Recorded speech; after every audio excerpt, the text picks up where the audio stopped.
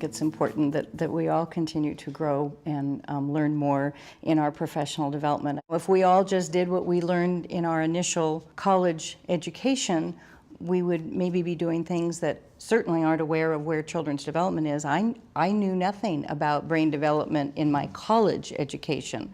You know, it was very limited information at the time, even when I went for my graduate work. But you know, now of course, when you stay up to date and you go to the conferences and you do the readings and you stay informed, then you're able to better implement some of that practice. There have been issues that have come up that weren't apparent 25 years ago. Cultural diversity issues, English language learners were not prominent 20 years ago, maybe not even so much 10 years ago.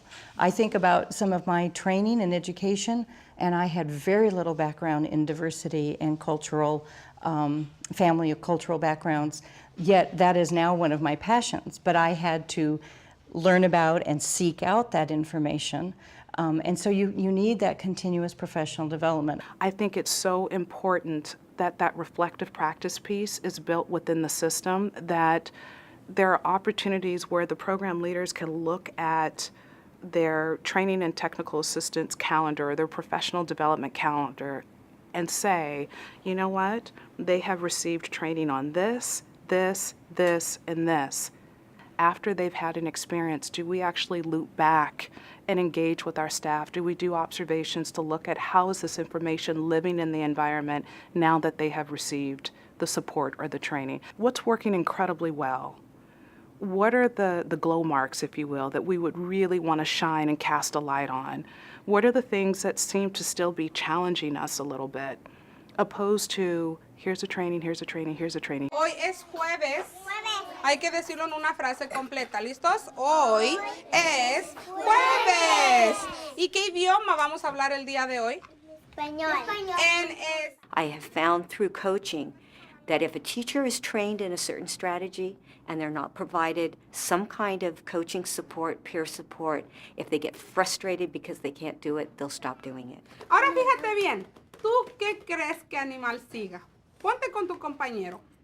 And so when we're at our planning meetings, if a teacher states that they're having difficulty with a particular strategy or would like to see that strategy again, I will go in and do a demo. And then after that, I always like to go back when the teacher is actually doing this strategy and provide feedback for them. If they want to see me do something again, I'll come right back in again, or we'll team teach. But if not, then I'll leave them alone for a week or two, and then I'll come back again and just make sure that that strategy is really strong and they feel really comfortable with it. So it's really knowing each one of your staff, what their needs are, and how they best learn.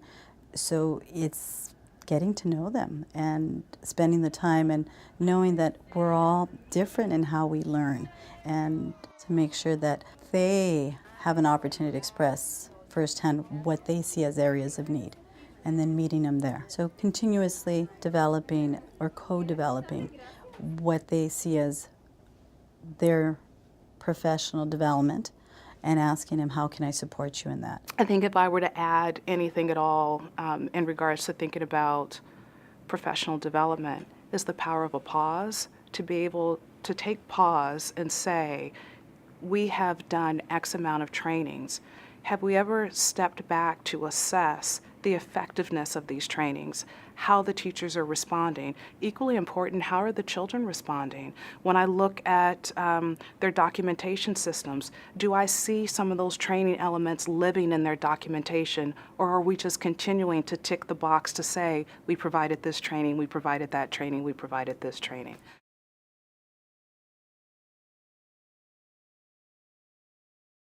I mean, all of them are kind of really settling in and showing, you know, their personalities and being more comfortable, and so that's good, you know. And they're getting to know us more, and we are getting to know them more. Exactly, yeah. I think it's incredibly important for staff members to have a time to meet, a place to engage, a time to nurture and honor their talents and their strengths, having the opportunity to learn something that perhaps you didn't know about the person that you share a classroom with.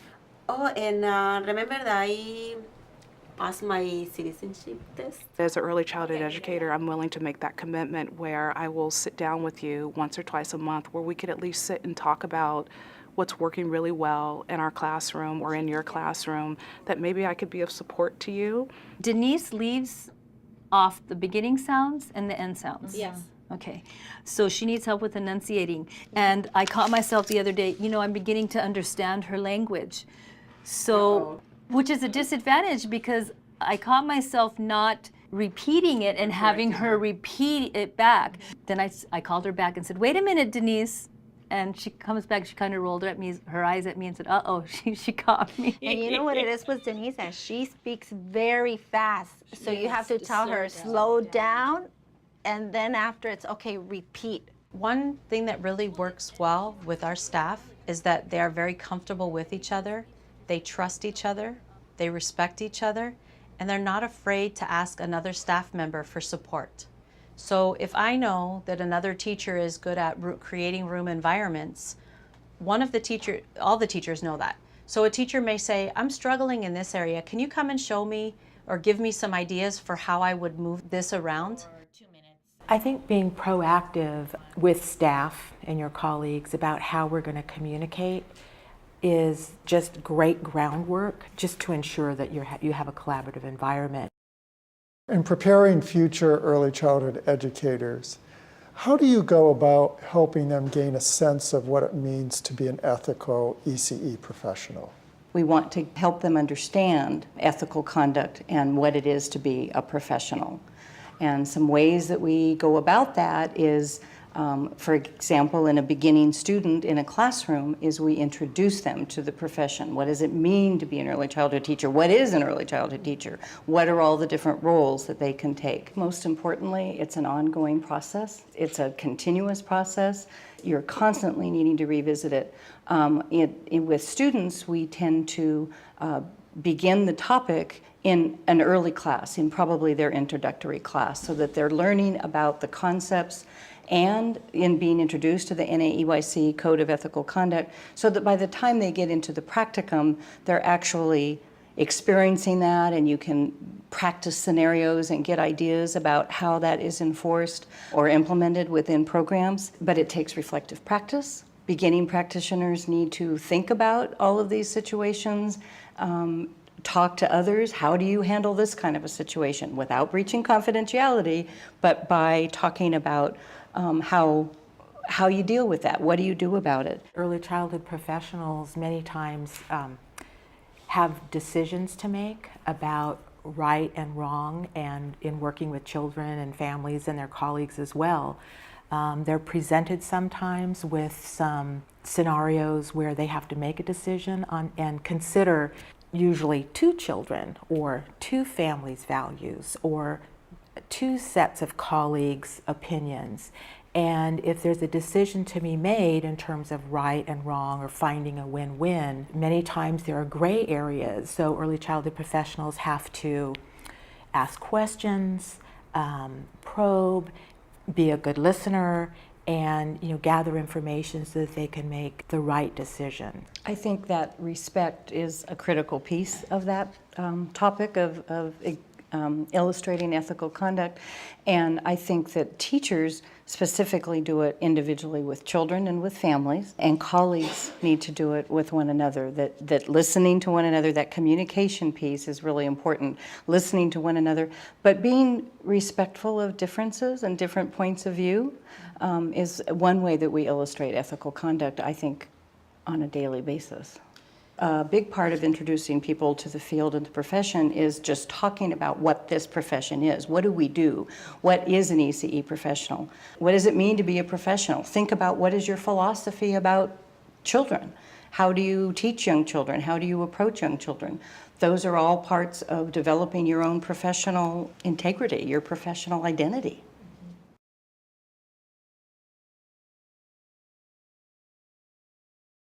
When we think about developing early childhood educator professionals and we think about what they need to learn, why is it important for them to master a specialized body of knowledge in child development and early childhood? I think there's many reasons. One is that knowledge really helps us to understand children, their behaviors, their needs, their interests, their temperaments, and potentials, and all these things. And secondly, I think it's very important for us. This knowledge support our practice to not only just communicating with others and say why we do what we do. We are a profession because we have this specialized knowledge about how our children grow and learn and develop. And so, just simply, it's important to acknowledge and know it, and then mastering it. The more that we master, and certainly I think you'd agree that none of us really here are done learning, that we're continuing to learn about our specialized body of knowledge. So that as we learn more about child development, then we have appropriate expectations of children at their various ages, and then we can respond appropriately. Yes. I think one way that professionals in the various contexts use the body of specialized knowledge is really in the context of their role, of how they work, who they're working with. So the individual who is the supporting role is really, in my opinion, focused on the child and the classroom environment. As you move up and you're moving more into the leading role, the planning for and guiding in the classroom, then you're expanding that ecosystem, if you will, and you're now working with more families and colleagues, supervising staff. The program management role, creating and maintaining policies, then you need more of the policy and program background and more, again, you're building on all the other things, of course, as you're going along, so you need more interpersonal skills as well, because in that role you're probably supervising a staff of some kind. And when you get to the advancing the field context, I think that's where a lot of it all comes together. You learn about advocacy, you share that information, you learn about your role as a mentor, and you're modeling that and sharing that. I think a specialized body of knowledge also helps us contribute to what we often call multidisciplinary teams. When we think about family support and when we engage with other professionals from other fields, the medical field, the health field, social services, I think that recognized body of knowledge is essential when we participate in multidisciplinary teams. And it's also very validating. Indeed, I bring something to the table that's important because I have this body of knowledge that helps us as a group of professionals determine the best strategies for the children and the families. One of the things that strikes me as I'm hearing you all talk about the specialized body of knowledge and how we use that specialized body of knowledge depending on our role and the context in which we're working, is it's not a fixed body of knowledge. It's not something we learn and then we just have, but it's something we work with creatively and adaptively, that we need to adapt our knowledge to the cultural values of the families we're working with. We need to, together with our colleagues, consider the knowledge and observe the children and what are the children showing us and how can we learn from them and connect our body of knowledge to what the behaviors are of the children and what children are engaged in learning, and then how can we adapt what we know to help them keep learning. So it's a very lively relationship we have with this specialized body of knowledge when we're ECE professionals.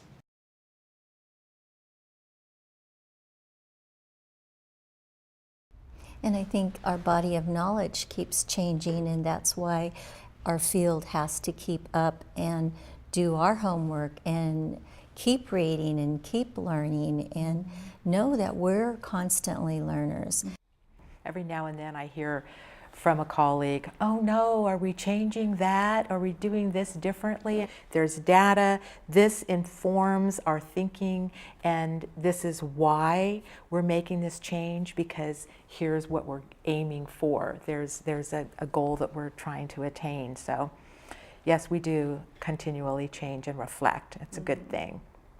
Well, I think the key is that it's ongoing, and we use ongoing professional development for our teachers, and we ask them to continuously look at our young children and look at their assessments and continue to plan ongoing for their growth and development. I think it's important for programs as a whole to also look at ongoing continuous improvement. And so what that means is, first of all, at the administrative level, they have to gather some data that they can analyze and think about. That at the program level, administrators also are thoughtful and intentional about what they can do for their program, for their teachers and their children, by providing professional development or doing an inventory of materials in your classroom. Typically, these continuous program improvement plans are long-term annual, so that you're looking at the end of the year, how do we do on that? Are we doing better? Where can we continue to do better? But it's the higher level as well as in the classroom is critical. Another piece of the administrator's role in this encouraging self-assessment and reflective practice is, I really think the administrator needs to take time to be in the classrooms. There needs to be a presence. The administrator needs to be in there, in the classrooms, observing, having those conversations, taking that time for the reflection. I just saw what you did, tell me a little bit more about why you did it that way. Just the ongoing process of doing it is very important.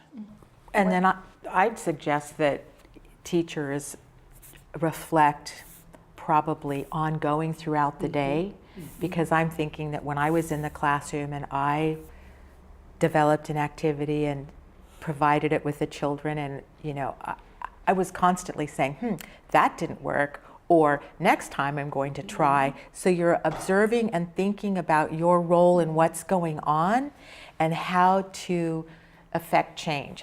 What can I do to make this successful? There's always tomorrow. There's always the next time you're going to be working with young children. And so there's kind of this ongoing reflection and thinking, hopefully, about what you're doing now for the very next day. So in the same way that we prompt young children in their learning, we can do the same with our staff to get them to think about problems and pose questions to them so that they're engaged in thinking and coming up with ideas and contributing their thoughts about how to approach something that perhaps the administrator would like to see changed in classroom or in their program. Just the modeling by the administrator of being open to ideas, asking for input, and asking for their suggestions about what changes could occur in their program, then that's going to engage professionals in their thinking. One of the roles administrators play in supporting staff's professional development is providing the resources. It's not, on the one part, it's helping the individual, I think about their career development, but it's also what are the opportunities out there in your community, either that we might bring in. If somebody goes to a workshop and there's somebody local, maybe they can bring them into the center and do something for parents and staff, or just for staff. And I will say that as an administrator, there's nothing more exciting than when one of your staff members has participated in professional development and comes back just thrilled and energized and full of ideas. And that's just really rewarding as well, that you've supported in their learning. And I've heard you say love of learning. I've heard you say it's so exciting in our field. We have that excitement because we've experienced all of those opportunities. But that's why I think it's important that as a program administrator that we ensure that our staff members dip into all of those options so they too can get energized and motivated and excited about our field.